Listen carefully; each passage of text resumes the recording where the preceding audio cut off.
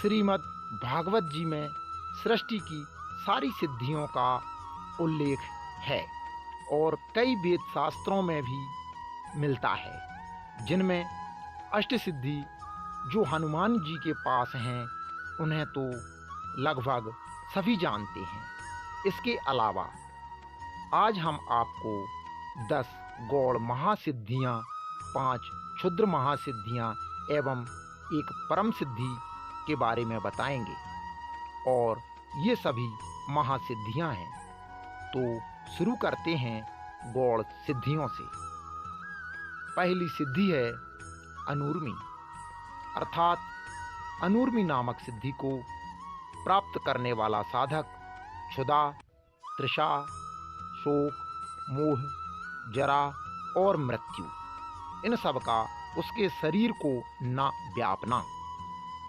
दूसरी सिद्धि है दूर श्रवण सिद्धि, अर्थात इस सिद्धि को प्राप्त करने वाला साधक जहाँ कहीं भी उसका निवास स्थान है वहाँ से चाहे कितने भी दूर की बात सुन सकता है।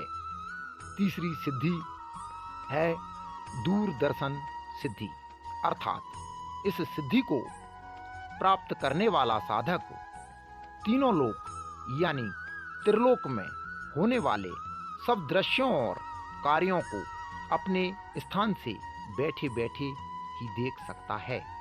जैसे महाभारत में संजय को वेद व्यास जी की कृपा से दूर श्रवण और दूरदर्शन दोनों सिद्धियां प्राप्त थीं। चौथी सिद्धि मनोजव सिद्धि, अर्थात मनोजव सिद्धि को कोई भी साधक प्राप्त कर लेता है तो वह अपने मनोवेग से चाहे जिस जगह तुरंत पहुंच जाता है। पांचवी सिद्धि कामरूप सिद्धि, अर्थात कामरूप सिद्धि को प्राप्त करने वाला साधक अपनी मर्जी से चाहे जो रूप धारण कर सकता है। छठवीं सिद्धि पराकाय प्रवेश, अर्थात इस सिद्धि को प्राप्त करने वाला साधक अपने शरीर से निकलकर दूसरे के शरीर में प्रवेश कर सकता है।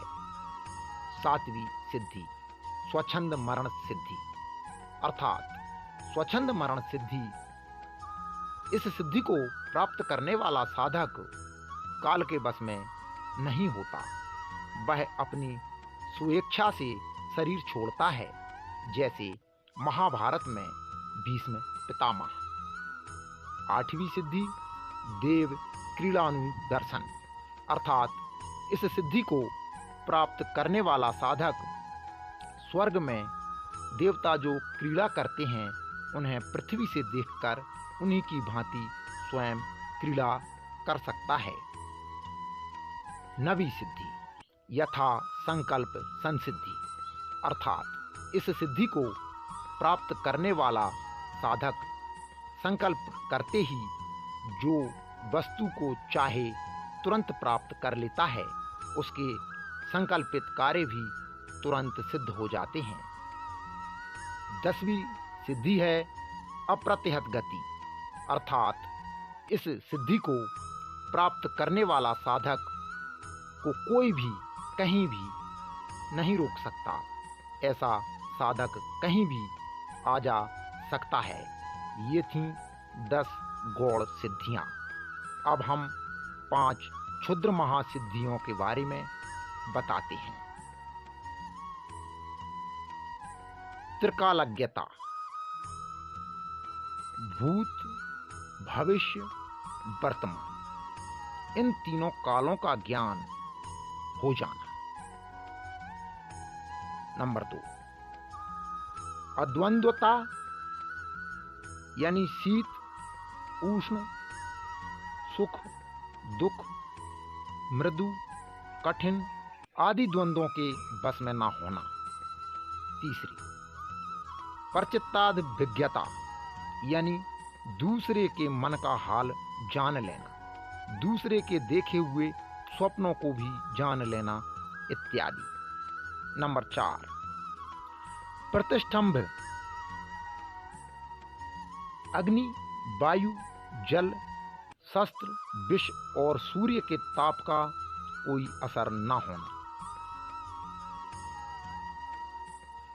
5वीं सिद्धि अपराजय, यानी सबके लिए अजय होकर सब पर जय लाभ करना। और आखिर में परम सिद्धि की बात आती है। परम सिद्धि यानी महासिद्धि अर्थात परमानंद की प्राप्ति। और जब जीव को परमानंद की प्राप्ति हो जाती है तो उसे और किसी सिद्धि महासिद्धि की आवश्यकता ही नहीं होती। जय श्री राम। अगर ये वीडियो आपको अच्छा लगा हो तो लाइक करें, शेयर करें और सब्सक्राइब करें। जय श्री राम।